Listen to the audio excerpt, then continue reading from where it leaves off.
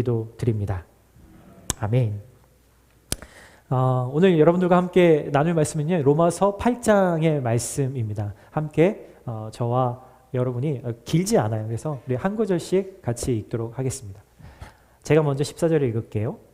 누구든지 하나님의 영으로 인도를 받는 사람들은 하나님의 아들들입니다.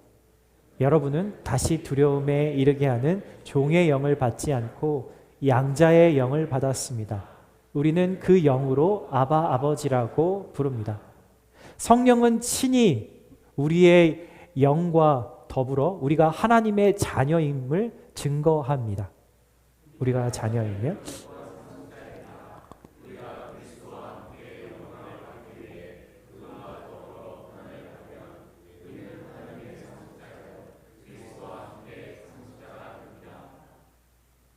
우리 함께 같이 읽을까요? 시작. 고난은 우리에게 나타날 영광과 좋게 비교할 수 없다고 생각합니다. 아멘. 아멘. 오늘 여러분들과 함께 나눌 말씀은요, 나는 하나님의 자녀입니다 라는 제목이에요. I am a child of God 라는 제목이죠. 너무나 당연한 얘기인 것 같고 많이 들어본 이야기라고 생각하시겠지만 이 당연한 진리를 우리가 찬찬히 살펴볼 때 우리 안에 정말 잔잔하지만 파워풀한 은혜가 임하게 될 거라고 믿습니다. 어떤 한 아이가 아빠와 함께 수학 문제를 풀고 있었어요. 네. 아이라는 거에 초점을 맞추면 그렇게 어려운 문제는 아닐 거예요. 이런 문제였습니다. 네. 3-3, 3 빼기 3이 과연 무엇일까라는 문제였죠. 아이가 열심히 정말 진지한 표정으로 문제를 풉니다. 아빠는 속으로 당연히 0이라고 얘가 쓰겠지라고 생각하고 이렇게 했는데 이 아이의 답이 되게 창의적이었어요. 3이라는 거예요. 3 빼기 3이 3-3가 3이라는 거예요. 그 아이의 논리는 이랬습니다. 저기에서 3을 빼라는 얘기잖아요, 아빠. 그러면 3을 이렇게 빼면 뭐가 남아요, 아빠? 3이 남죠. 네. 어떻게 보면은 우리가 너무 판에 박힌 생각을 가지고 있기 때문에 이 아이 같은 창의적인 생각을 하지 못할지도 모르겠습니다. 이런 모습을 한번 보면 좋을 것 같아요. 여러분 재밌는 이야기인지 모르겠지만 그런 답을 할 수 있는 이 아이가 참 너무나 사랑스럽게 보이기도 합니다. 비록 세상이 만들어 놓은 규칙, 정답은 빗나갔지만 나름의 논리와 상상으로 답을 찾았던 이 아이만의 독특한 계산, 저는 되게 칭찬해주고 싶은데요. 제 아이가 만약에 그랬다면 똑같은 마음이 들지는 잘 모르겠습니다. 솔직히. 저 사진은 윤한구라는 사진작가가 인도라고 하는 나라의 한 학교에서 찍은 교실 사진입니다. 여러분 한번 보시겠어요? 아이가 아예 머리에 기름을 묻혔는지 물을 묻혔는데 아주 그냥 그래도 아침에 이렇게 발라서 빗어 넘기고 또 학교에서 제공한 옷을 깨끗이 빨아서 다린 것 같아요. 다려서 차려 입고 넥타이까지, 저 나이에 넥타이까지 한 모습을 보면 그냥 얼핏 보면 어느 한 좋은 사립학교 같아 보이지만 여러분 이 사진을 찍은 이 학교는 인도에서 가장 가난한 사람들이 살고 있는 슬럼 지역에 있는 학교의 한 클래스의 모습입니다. 한국의 미랄재단이라고 하는 기독교 단체와 NGO 단체가 연합해서 이 지역에 학교를 세우고 지금 운영을 하고 있는데 그 학교의 모습이죠. 우리 교회가 섬기고 있는 인도의 그 선교사님 가정도 같은 지역은 아니지만 다른 지역에서 크리스천 스쿨을 저렇게 운영하고 계십니다. 이 학생들의 부모님들은 대부분 일용직 노동자들인데 하루의 수입이 1달러가 채 되지 않는 수입으로 살고 있다라고 이야기를 해요. 지금 2023년의 시간에서도 말이죠. 그래서 대부분의 부모가 아이들을 학교에 보내지 못한다고 합니다. 학교에 보낼 형편이 되지 못하기 때문이죠. 그래서 그리고 부모님조차도 글을 배워본 적이 없거나 이런 셈법을 배워본 적이 없는 분들이 대부분이라고 하죠. 그래서 이 학교는 이 지역에서 부모들에게 엄청난 인기를 누리고 있다고 해요. 모든 걸 다 제공합니다. 교복부터 시작해서 점심 모든 것들을 다 무료로 제공하고 있어서 큰 인기를 누리고 있죠. 몽당 연필 손에 쥔 거를 여러분 보고 계신가요? 예. 많이 우리 집사님들, 권사님들 어린 시절에 정말 손으로 집을 수 없는 길이까지 잘라서 썼던, 아껴서 써야만 했던 그 시대가 어느 누군가에게도 지금 이 지금의 시대에도 존재하고 있다라는 거죠. 부모들에겐 저 학교가 참 천국 같은 곳, 아이들에게도 아마 그런 곳일 거예요. 여러분 왜 그럴까요? 여러분 모든 부모들의 바람은요, 아이들이 더 나은 삶을 살기를 바라는 그런 마음이기 때문일 겁니다. 여러분 하나님도 마찬가지세요. 하나님도 우리가 누구보다 행복하게 살기를 간절히 원하세요. 저희 어머니가요, 저희가 세 자녀였는데 제가 초등학교, 중학교, 고등학교 때 이제 저희 형하고 누나 이렇게 같이 학교를 다닐 때는 최대 도시락을 6개까지 싸셨어요. 그래서 아침에 새벽 4시에 일어나셔서 밥을 한 솥을 하는데 그걸 해가지고 다 도시락에 넣고 또 아침을 먹여서 보내야 되니까 매일 새벽 4시에 일어나셔서 그렇게 도시락을 싸셨던 모습이 어린 시절 저의 기억에 있습니다. 왜냐하면 자식이 잘 되기를 간절히 바라는 부모의 마음이었기 때문이죠. 그런데 그것과도 비교할 수 없게 여러분 우리 하나님은요, 우리가 행복하기를 원하셔서 그 모든 서포트를 아끼지 않으십니다. 여러분 우리가 생각하는 그 행복은 잠시 잠깐 좋은 향기 주는 아침에 뿌리고 나오는 그 향수, 그렇지만 매일매일 뿌려야만 그 향기를 맡을 수 있는 그런 차원의 것이 아니라 우리의 삶에서 뿜어져 나오는, 사라지지 않는 순전한 그 행복의 향기, 그것을 우리 하나님은 우리에게 주기를 원하시죠. 여러분 그 향기는 어떤 사람에게 주어지냐면 오직 예수님을 알고 예수님으로부터 매일매일 사랑을 받아서 비로소 하나님이 나를 그분의 자녀로서 삼으셨다라는 것을 잊지 않고 매일매일 그 정체성으로 그것을 경험하며 살아갈 때 이 향기가 우리 안에서 뿜어져 나오는 거죠. 지난 9월 달부터 우리는 계속해서 무슨 말씀을 전해왔냐면 복음이 무엇인가, 그리고 그 복음을 품은 교회는 어떤 곳인가, 어떤 곳이어야 하는가, 그리고 복음을 품은 내 삶은 어떤 삶이 되어야 하는가에 대한 주제들에 대해서 계속 말씀을 나눠오고 있습니다. 이제는 또 몇 주 동안에 복음이 우리 안으로 오면 우리의 내면에는 어떠한 일들이 일어나게 되는지에 대해서 함께 말씀을 나눠보려고 합니다. 누가 하나님의 자녀인가라는 거예요. 여러분 우리는 스스로를 그리스도인이라고 부릅니다. 다른 사람 믿지 않는 사람들도 우리를 크리스천이라고 부르기도 하죠. 정확하게 그 성경에 나온 명칭을 해석해 보면 이럽니다. 그리스도를 따르는 사람, 그리스도인이라고 하는 말은 그리스도를 따르는 사람. 그래서 로마 시대에는 이렇게 불렀다고 해요. 따르미들, 줄여서 따르미들. 누구를 따르는지는 모두가 다 아는 거죠. 우리는 하나님을 왜 따르는 사람이 되었을까요? 왜 하나님이 하시는 말씀이 가장 중요한 것으로 여기고 어떻게든 나의 마음을 쳐서 그 말씀에, 주님의 말씀에 따르려고 하는 걸까요? 물론 내 마음대로 하고 싶을 때가 참 많습니다. 우리가 그런 충동이 들면서도 하나님이 어떤 것을 원하시는지 그것이 궁금해지고 또 중요해지는 이유는 분명 중요한 뭔가를 우리가 경험해서 그게 정말 이거보다도 더 중요해, 내 마음보다도 내 계획보다도 더 중요해 라고 우리가 알기 때문일 거예요. 이전에는 그렇지 않았지만 우리가 예수님을 만나고 경험하면서 우리가 다 알지도 못하는, 알 수도 없는 그 하나님과 내가 끈끈한 그런 사이가 되었다라는 거죠. 오늘 사도 바울이 로마서의 말씀 가운데서 이것을 잘 설명하기 위해서 자녀라는 단어, 자녀라는 개념을 가지고 옵니다. 여러분 기독교에서 되게 중요한 단어들 있잖아요. 구원, 영광, 하나님의 나라, 부활, 다 중요하고 심오한 단어들이지만 여러분 이 자녀라고 하는 하나님의 자녀라고 하는 이 단어만큼이나 하나님과 나의 관계를 규정지어주는 그런 단어는 없을 것 같아요. 그리고 그것은 우리가 실제로 경험할 수 있는 개념이에요.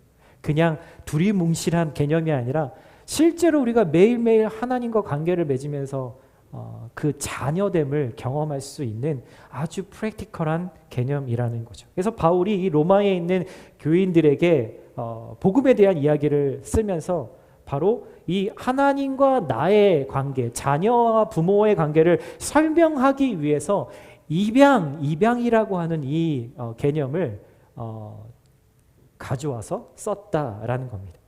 여러분, 입양이라는 이 단어가 사실 우리에게는 그렇게 친숙한 단어는 아닐 것 같아요.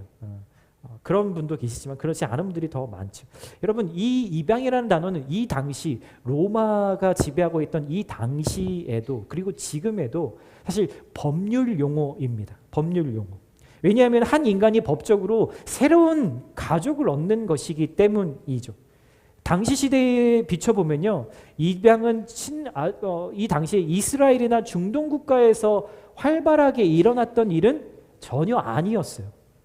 오히려 로마라는 나라에 훨씬 빈번하게 일어났던 사회적이고 문화적인 그런 한 현상들이었죠. 왜냐하면 로마가 수많은 전쟁을 치렀잖아요. 거기서 승리도 얻었지만 많은 사람들이 전쟁에서 죽기도 하고, 그리고 한 번도 살아보지 않은 낯선 나라, 낯선 언어, 낯선 문화에 가서 로마 사람들이 그 문화에 적응해서 살아야 했기 때문에 이 여러 가지 그런 환경상 입양이라는 문화가 아주 활발하게 일어나고 빈번하게 있었다라고 역사가들이 그렇게 이야기를 하죠. 그래서 로마의 그 다스리는 지역에 살았던 이 바울이라는 사람의 이 구원과 하나님의 자녀에 대한 이야기를 할 때 이 입양이라는 단어를 아주 당연하게 가져와서 설명할 수밖에 없었던 겁니다. 그 당시의 입양은요, 주로 부유한 성인이 자신의 재산을 물려둘 상속자가 없을 경우에 일어났다고 합니다. 지금의 입양은 어린아이, 아주 갓난아이나 어린이들을 주로 이렇게 입양을 하지만, 여러분, 그 당시의 입양은 청년들도 입양을 했고요. 그리고 심지어는 나이가 먹은 어른들까지도 입양이 가능했다라고 이야기를 해요. 여러분, 제가 이 입양이 법적인 용어, 법적인 절차라고 말씀드렸잖아요. 그래서 입양이 되는 순간, 그래서 그게 법으로 등록이 되는 순간 몇 가지 일들이 법적으로 바로 효력을 발생하게 되어 있었습니다. 당시에도요. 네 가지가 있는데요. 중요한 게 그걸 하나씩 말씀드려 볼게요. 첫 번째는 그에게 가지고, 그러니까 입양을 받는 사람이 가지고 있었던 모든 빚, 모든 채무, 그리고 모든 법적인 책임이 그 순간 완전히 흰 종이가 되어버립니다. 그 과거에 빚을 지었든 무슨 잘못을 했든 어떤 것이든 입양이 되는 순간 완전히 다 기록이 삭제되는 거죠. 왜냐하면 새로운 가족에 소속이 되는 것이기 때문에 완전히 새로운 사람이 되는 거예요. 그래서 마치 안창호라는 사람이 누군가에게 입양이 되면 이제 김철수가 되는 거예요. 네, 성도, 이름도 완전히 정체성이 바뀌어서 새로운 모습, 이전의 모습이 전혀 남아있지 않은 사람이 된다라는 거죠. 두 번째는요, 이렇게 이름이 새로운 이름으로 부여받고 나서 곧바로 양 아버지의 모든 재산을 받는 상속자가 된다라는 거예요. 법적으로 그렇게 된다라는 거죠. 와, 엄청난 일이지 않으세요?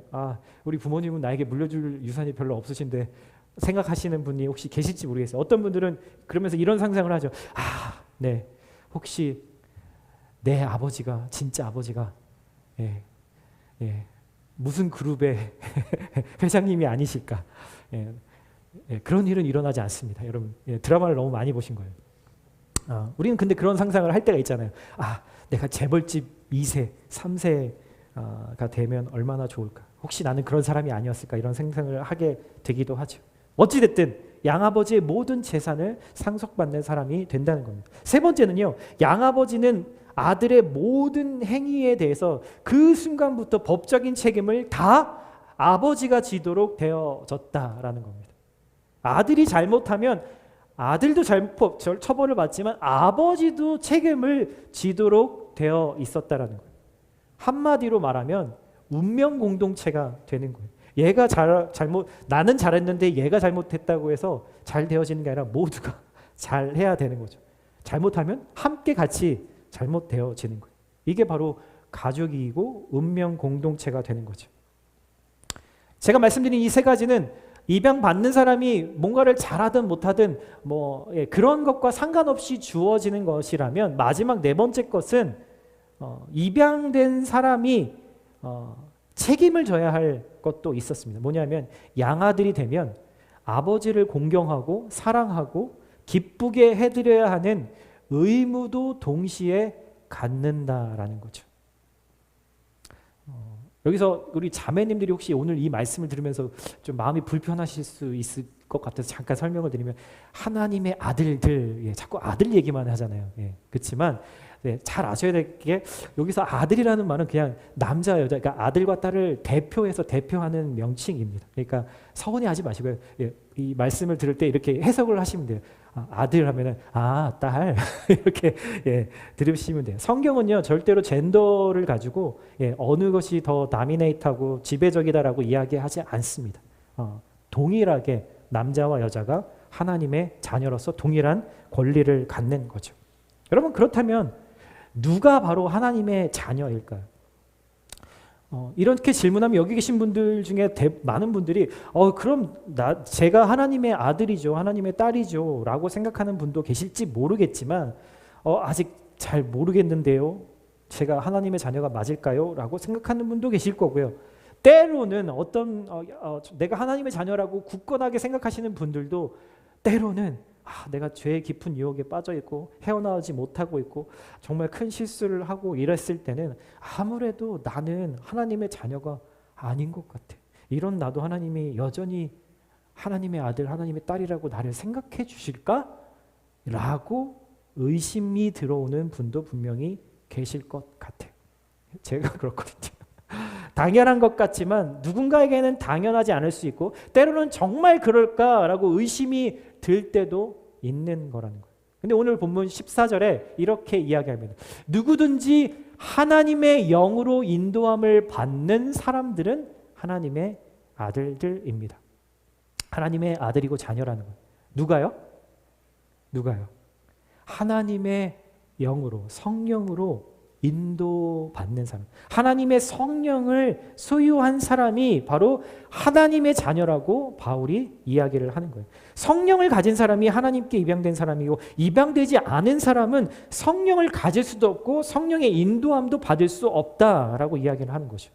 우리는 보통 예수님을 믿고 내 안에 성령님이 임하시면, 내가 느끼든 느끼지 못하든 임하시면 우리는 그런 생각을 합니다. 성령님에 대해서 내가 직업을 선택할 때, 내가 결혼하기 전에 배우자를 선택할 때, 지금 내 인생에서 지금 아주 중요한 일들이 있는데 그것을 우리 성령님이 잘 선택할 수 있도록, 잘 갈 수 있도록 나를 도와주실 거다라고 생각하실지도 모르겠어요.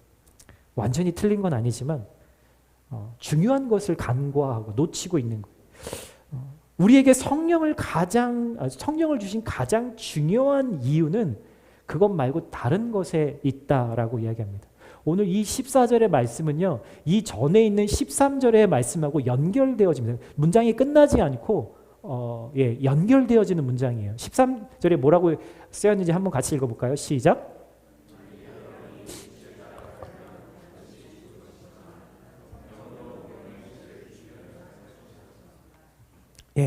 여러분 13절 그리고 왜냐하면이라는 접속사로 14절이 연결되어집니다. 요약해보면 하나님의 자녀들에게는 반드시 성령을 주셔서 이렇게 하는데, 그 이유는, 성령을 주신 이유는 우리 안에 죄를 제압하기 위해서. 누가요? 성령님이 제압하시도록 하도록 우리에게 성령님을 주셨다라는 거예요. 이게 하나님이 우리에게 성령을 주신 가장 큰 목적입니다. 그래서 성령의 인도하심을 받는다는 의미는요, 성령님이 내가 죄의 유혹에 넘어가서 패하지 않도록 하신다라는 것을 말하는 거예요. 요즘에 BTS 모임을 해요. 그래서 특별히 우리 청년들하고 BTS를 묵상하는 삶이라는 걸 하는데, 그것을 연습하기 위해서 매일매일 한 구절의 말씀을 저희가 묵상해서 단톡방에서 나눕니다. 열심히들 합니다. 때로는 빼먹기도 하지만 열심히들 해요, 대부분. 근데 지난 한 주도 그 한 구절의 말씀 때문에 저 자신도 얼마나 죄의 많은 유혹들 가운데서 저를 다시 하나님의 자리로 오게 했는지를 정말 제가 간증할 수 있을 것 같아요. 많은 청년들이 그런 그 묵상을 하는 그 청년들이 그렇게 고백을 합니다.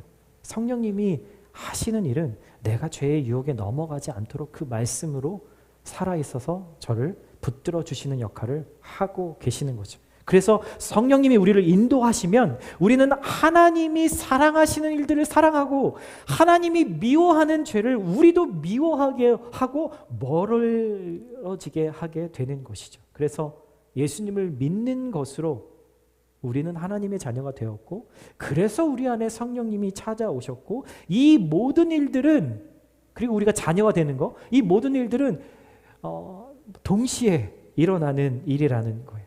이렇게 우리가 하나님의 자녀가 되었습니다. 하나님이 우리를 입양하셨다는 말, 여러분 우리는 하나님과 이전에는 관계가 없었다라는 말이겠죠.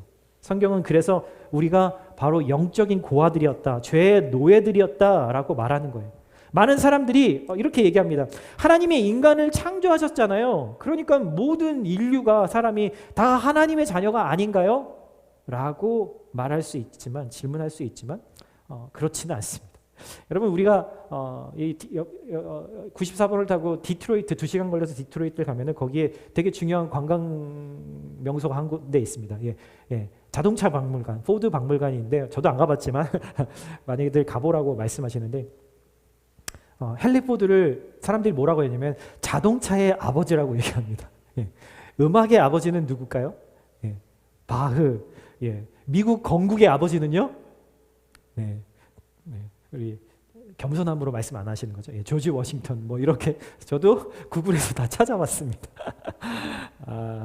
여러분 그렇다고 해서 바흐나 조지 워싱턴, 헨리 포드가 우리의 아버지 혹은 우리의 조상이라고 부를 수 있나요? 그렇지 않죠. 이런 거와 마찬가지로 여러분 성경은 분명히 뭐라고, 하나님의 자녀는 누구라고 얘기하냐면 예수님을 영접하는 자, 곧 그 이름을 믿는 자들에게는 하나님의 자녀가 되는 권세를 주셨다라고 요한복음 1장에 분명히 이야기합니다. 그래서 저와 여러분이 하나님의 자녀가 된 거예요. 여러분 아멘이신가요? 네. 그렇다면요, 하나님의 자녀가 되면 뭐가 좋을까요? 어떤 특권이 우리에게 있을까요? 하나님의 자녀가 되고 나면요, 엄청난, 그것 자체만으로도 엄청난 유익이 우리의 삶 안으로 들어옵니다. 좀 전에 말씀드렸던 것처럼 하나님이 우리를 자녀 삼으셨기 때문에 얻게 되는 선물들이죠.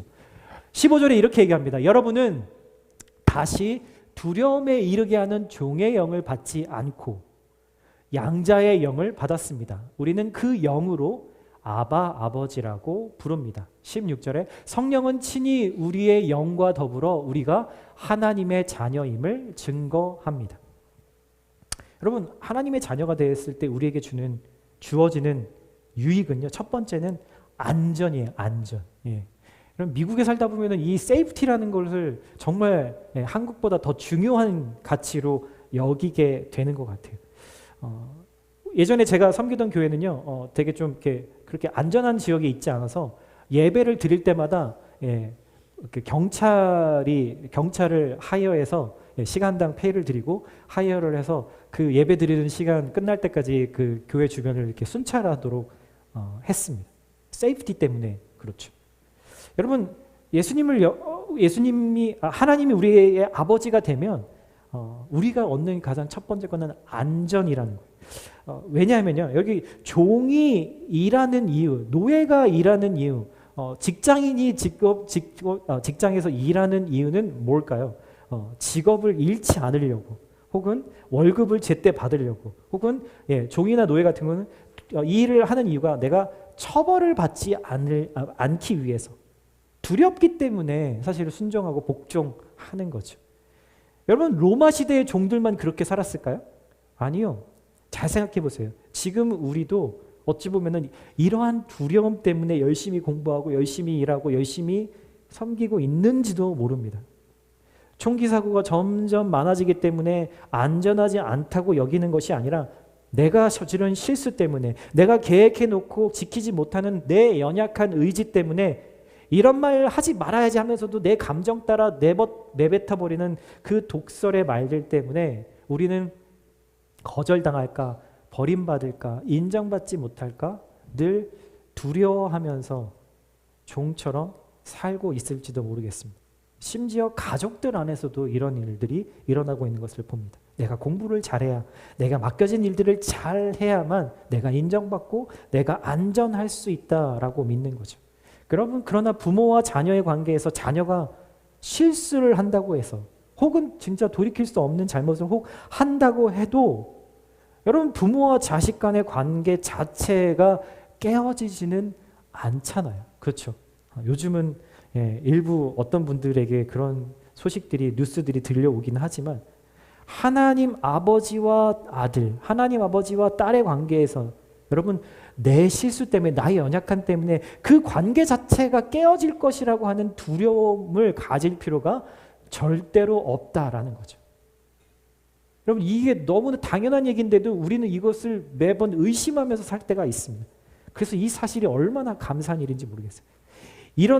이 사실 때문에 아버지에게 함부로 하거나 매번 의도적으로 내가 실수를 하고 잘못을 할까요? 네, 그렇지 않습니다. 사랑을 받고 용납을 받고 용서를 받는 사람은 그 마음에 그런 마음이 생기지 않죠. 오히려 진심으로 아버지를 기쁘게 해드리고 싶어서 더 아버지가 바라는 대로 내 삶을 컨트롤하려고 노력하게 되겠죠. 두 번째 우리에게 주는 유익은요, 권세입니다. 제가 이렇게 준비했어요. 네, 권세. 멋지죠? 죄송합니다. 권세가 주어진다는 거예요. 양자가 되었기 때문에 주어지는 거죠. 종은 여러분 시키는 것만 하는 거잖아요. 그렇죠? 종은 집에서 어떤 권세도 가지지 않습니다. 하나님 아버지의 자녀들에게 주어진 가장 큰 권세는 죄를 다스리는 권세라고 말씀드렸어요. 내 안에 오신 성령님으로 인해서 이 일이 가능케 된 거죠. 이 권세로 아버지의 소유들을 돌보고 다스리고 이 가문의 명예를 위해서 기품 있게 자기 자신을 지켜내는 거예요. 그리고 아주 또 한 가지 중요한 권세가 있습니다. 그것은 온 우주의 창조자이신 하나님과 그 어떤 것도 비길 수 없는 사랑의 친밀감을 가질 수 있게 된다는 거예요. 여기서 오늘 그 성경에 아주 친숙한 단어 하나가 등장합니다. 아바, 아버지. 우리가 하나님을 아바, 아버지라고 부르게 된다라는 거예요. 그래서 아바라는 말, 한국말의 아빠, 영어의 파파라는 말하고 비슷하겠죠. 그 유대인들이 쓰는 말도 이 아빠를 지칭하는 말이 아주 비슷합니다. 로마서는 그리스어로 쓰여졌는데요. 유독 이 단어만 그리스어가 아닌 아람어로 표현이 되어 있어요. 아바라는 단어. 사실 이 당시의 상황과 의미를 고려해서 다시 번역을 하면 이런 단어예요. 사랑하는 내 아빠라는 단어. 사랑하는 내 아빠. 최고의 친밀감을 표현하는 단어죠.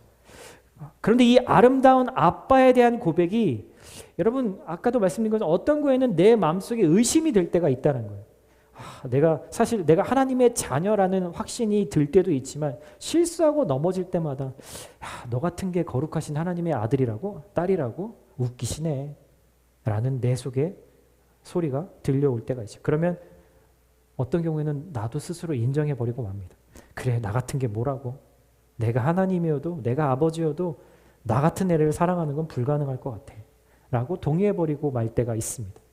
여러분, 그런데요, 여기서 중요한 거는 16절에 우리 안에 계신 성령님이 그 순간에도 너는 하나님의 자녀가 맞아, 확실해 라고 확신을 주고 계신다라는 거예요. 이것이 하나님의 자녀가 누리는 네 번째 특권, 확신이라는 거죠. 16절에 보면요, 여기에 확신, 하나님의 자녀를 증거합니다라는 단어가 있잖아요, 여러분. 그렇죠? 여기서 증거한다라는 단어가 원래 이 원어에서 어떤 의미로 쓰냐면 법률 용어예요. 법률 용어인데 까다로운 법적인 사건을 의심의 여지 없이 해결해 줄 확실한 증인이라는 의미로 쓰여집니다. 쉽게 말하면 알리바이라는 단어 혹시 들어보셨어요? 네, 알리바이. 예를 들자면요, 어떤 집에 살인 사건이 일어났어요. 그래서 어떤 한 친구가 강력한 용의자로 이렇게 붙잡혀가지고 내가 살인자가 아니라는 것을 증명하지 못하면 감옥에서 감옥에 가야 하는 그런 상황인 거죠. 그래서 내가 그 자리에, 그 살인 사건이 일어나는 그 자리에 내가 그 시간에 없었다라는 것을 증명해 줄 증인이 없다면 나는 살인자가 되는 거예요. 그런데 그 시간, 그 사람과 함께 시간을 보냈던 한 친구가 등장해서 그 시간 나와 함께 있었다, 확실하다, 저 사람은 그 자리에 없었다, 알리바이가 확실하다 라는 증언을 해주는 것 같은 말이라는 거예요. 성령님이 우리 안에서 무엇을 하신다고요? 너는 하나님의 자녀가 맞아. 우리 안에 끊임없는 그런 의심이 들 때, 내가 하나님의 자녀가 맞나? 진짜 하나님이 내 아버지신가? 라는 의심이 들 때 우리 안에 계신 성령님이 맞아. 너는 하나님의 자녀가 맞고 하나님은 네 아버지가 맞아. 그러니까 너는 안전해. 하나님이 너를 버리거나 떠나지 않으셔. 그러니까 안심해. 라고 말씀해 주고 계신다라는 거예요. 예, 너무나 은혜가 되는 말씀이죠. 여러분, 마지막으로 하나님의 자녀가 되면 얻는 유익이 있는데요. 우리가 참 다들 관심 있는 거죠. 하나님의 유산을 받을 상속자가 된다라는 거예요. 네, 상속자. 네, 상속에 대해서 관심이 우리는 많이 있잖아요. 그렇죠? 여러분의 부모님께 상속받기를 기대하고 있는 분이 계시다면 꼭 이 말씀을 잘 들으셔야 돼요. 여러분이 어느 정도의 유산을 받을지는 모르겠지만, 혹은 유산이 없을지도 모르겠지만, 중요한 건 하나님이 우리에게 주실 유산은 분명히 있다라는 거예요. 엄청난 유산을 하나님이 준비해 놓고 계세요. 하나님 아버지가 우리에게 주시는 유산은 우리가 육신의 부모님에게 받을 그 유산과는 비교할 수 없는 것이다라고 바울이 그렇게 얘기하고 있거든요. 17절에 이렇게 이야기합니다. 한번 같이 읽어볼까요? 시작.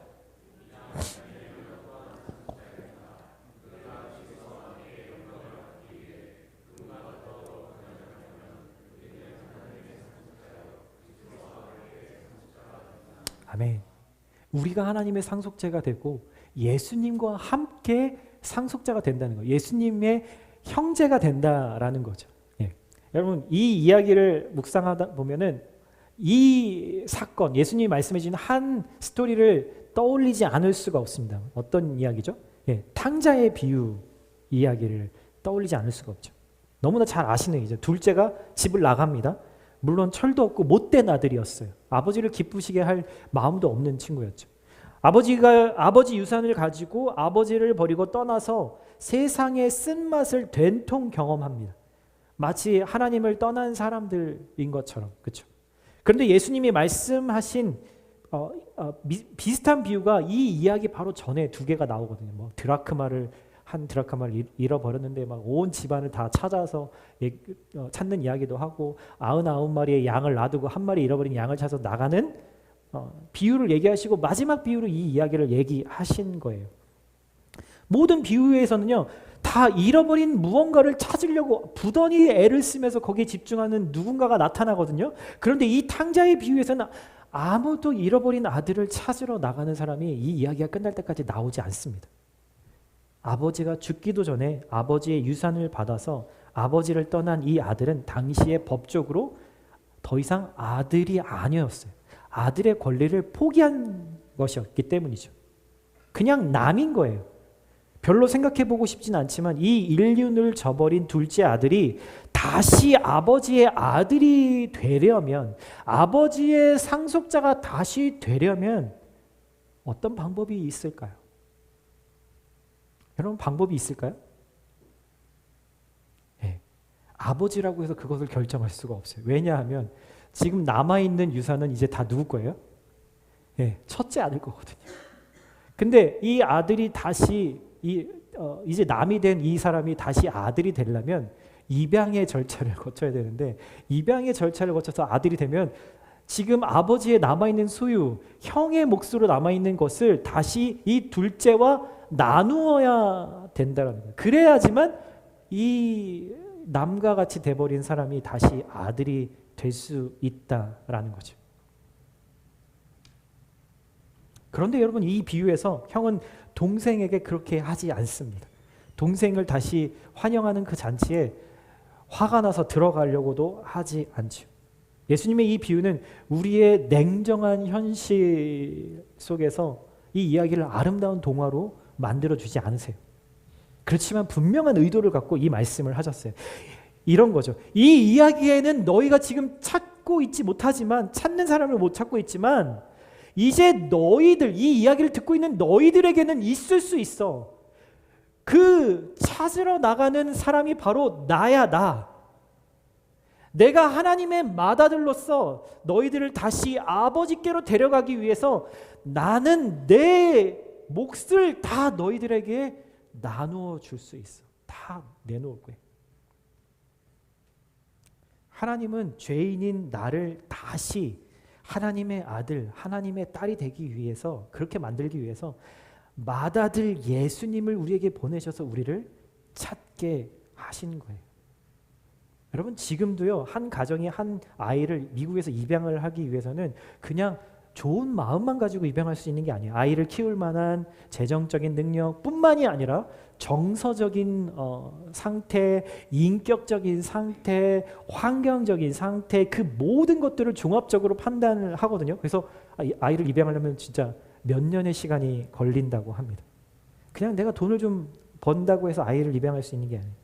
양부모는 아이가 자신의 자녀가 되기 위해서 중요한 모든 것을 그에게 내어놓고 희생해야지만 가능한 일이라는 거예요. 하나님이 그렇게 하셨어요. 우리 아버지가 그렇게 하셨다라는 거죠. 내 아빠가 되기 위해서, 내 아버지가 되기 위해서. 다른 이유는 없어요. 나를 더 사랑하시고 싶으셔서, 그리고 아버지의 모든 것을 아낌없이, 그리고 계산하지 않고 다 주시기 위해서요. 그것이 저와 여러분이 받은 하나님의 유산입니다. 사랑하는 형제자매 여러분, 요즘 여러분들의 최대 고민이 뭘까요? 이런 질문 제가 설교 때 많이 하죠. 아마도 그것은 현실적인 그런 문제들일 거예요. 여러분 바람, 계획, 목표, 소망 다 연결되어 있겠죠. 청년들은 공부를 잘해서 좋은 성적으로 맞춰서 좋은 직장에 들어가서 지금보다 훨씬 안정적인, 세이프한 그런 삶을 누리고 싶을 거예요. 그래서 시험, 성적, 취업 기회, 커리어 이런 것들을 어떻게 얻을 수 있을까 늘 고민이죠. 남편과 아내, 아버지와 어머니들은 우리가 잘 아프지 않고 남들보다 느리지 않게 때 되면 승진하고 때 되면 더 나은 대우를 받고 부족하지 않게 내가 원하는 거, 그리고 자녀들이 원하는 거 그렇게 다 해줄 수 있기를 늘 바라죠. 그래서 늘 우리의 고민은 그 조건들이 내 삶에서 채워지지 않으면 어떡하나 라는 것이 우리의 고민인 것 같아요. 여러분, 그런데 바꿔서 질문해 보면 하나님도 나와 똑같은 고민을 하고 계실까라는 질문이에요. 그럴까요? 물론 하나님은요, 폭풍에 흔들리는 배 같은 내 인생의 배 안에 들어오셔서 그 힘듦의 시간들을 나와 함께 견디시는 분이십니다. 그러나 우리가 인생에서 붙들려고 하는 이 엄청난 무게 같은 그 짐들이 우리 인생에서의 주인공은 아니다라는 사실이에요. 그것들은 다 지나가는 것들이라는 거예요. 하나님은 그 고민들과 내가 짊어진 짐들을 결국에는 하나님과의 친밀한 이 아버지와 자녀의 관계를 견고하게 하고 더 깊이 하기 위해서 재료로 사용하시기를 원하신다는 거. 그래서 우리가 잊지 말아야 돼요. 내가 지금 집중하고 있는 것이 내 인생에서 닥쳐있는 문제, 해결할 문제인지 아니면 그것을 통해서 결국 하나님 앞에 나아가서 하나님과 친밀한 관계를 가지고 있는지를 우리가 돌이켜 봐야 한다는 거예요. 문제가 우리를 힘들게 할 때 하나님께 나아가서 아빠, 아버지, 아빠 부르면서 깊은 그 사랑으로 나아가는 것을 우리 하나님이 원하신다라는 거죠. 우리가 그렇게 하면 내 고민과 문제에만 머물러 있지 않고 이제는 하나님이 원하시고 바라시는 그 자리까지 내가 갈 용기가 생긴다라는 거예요. 아버지는 자녀의 문제를 해결해 주는 데에도 기쁨을 느끼지만 자녀가 아버지가 기뻐하는 일에 참여하면 어떨까요? 더 기뻐하시겠죠. 자녀도 아버지를 기쁘시게 할 책임이 있기 때문입니다. 아버지가 원하시는 그곳에 가서 예수님과 함께 고난을 받아야 할 이유입니다. 여러분, 다른 이유는 없어요. 이제 아버지와 내가 한 가족이니까요. 여러분, 그럼에도 불구하고 겁나세요? 고민되세요? 여러분, 걱정하지 마세요. 그 풍랑이는 배 가운데 예수님이 올라오셔서 바다 위를 건너서 올라오셔서 첫 번째 하신 말씀은 안심하라. 내가 누군지 알아? 이 모든 것들을 다스리는 하나님이야. 그러니 두려워하지 마. 이 세 마디를 해주셨어요. 여러분들에게도 동일하게 지금 말씀하십니다. 걱정하지 마세요. 여러분, 우리의 선배 바울이 오늘 예수님과 함께 받는 고난은 우리가 장차 받게 될 영광의 유산에 비하면 아무것도 아닙니다 라고 확신에 차서 말하고 있는 거죠. 누가 이 바울의 삶을 우리가 다 알면서 이런 말을 할 수 있을 거라고 생각하세요? 그렇지만 바울은 그렇게 선언합니다. 그러니 이제 우리 하나님의 자녀로 하나님의 자녀답게 살 수 있게 되기를 예수님의 이름으로 축복합니다. 저와 여러분에게 그런 권세가 주어졌습니다. 함께 누리는 삶을 살기를